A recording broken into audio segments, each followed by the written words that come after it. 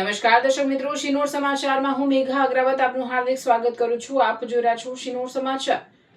વાલિયા નેત્રંગ તાલુકામાં ભારે વરસાદ ખાબકતા નદી નાળા ઉફાન પર છે. ત્યારે વાલિયા તાલુકાના સોડગામ નજીકથી પસાર થતી ટોકરી ખાડીમાં ઘોડાપુરને પગલે 3 ફળિયામાં ફસાયેલા 150થી વધુ લોકોનું રેસ્ક્યુ ઓપરેશન હાથ ધરવામાં આવ્યું હતું.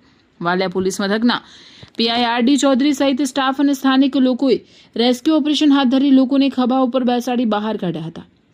જ્યારે લુણા ગામ પાસે કીમ નદીના પાણી ખેતરો અને મુખ્ય માર્ગ પર ફરી વળતા હાલાકી. કીમ નદીના વધતા જળસ્તરને કારણે વાલિયા તાલુકાના કીમ નદી કિનારે આવેલા 12થી વધુ ગામોમાં પૂરનું પાણી ઘૂસી જવાની શક્યતાને ધ્યાનમાં રાખી નાગરિકોની સુરક્ષા અને જાનમાલનું રક્ષણ સુનિશ્ચિત કરવા માટે જિલ્લા વહીવટીતંત્ર દ્વારા ડહેલી, દણસોલી, પણસોલી, કરા, ગાંધુ, શીર, દોલતપુર, કેસરગામ, એટકલા, તુણા, લુણા, સિનાડા સહિતના તમામ ગામોના રહીશોને તાત્કાલિક ધોરણે સલામત સ્થળે ખસી જવા અપીલ કરવામાં આવે છે. તંત્રની મહત્વપૂર્ણ સૂચના ઉપરોક્ત તમામ ગામોના ગ્રામજનોએ પોતાના કિંમતી સામાન, જરૂરી દસ્તાવેજો, દવાનો જથ્થો અને પાલતુ પશુઓને સાથે રાખીને તંત્ર દ્વારા તૈયાર કરવામાં આવેલા નજીકના આશ્રયસ્થાન સુરક્ષિત સ્થળે તુરંત ખસી જવા અપીલ કરી છે.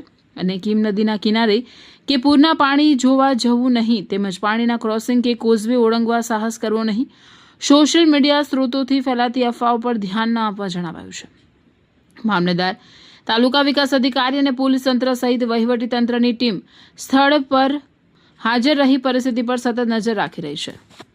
આપતકાલીન સ્થિતિ માટે એનડીઆરએફ, એસડીઆરએફની ટીમોને પણ સ્ટેન્ડ બાય રાખવામાં આવી. ઇમરજન્સી અથવા સહાય માટે ભરૂચ જિલ્લા કંટ્રોલ રૂમ નંબર 1077 અથવા 02642242300 પર તુરંત સંપર્ક કરવા જણાવાયું છે.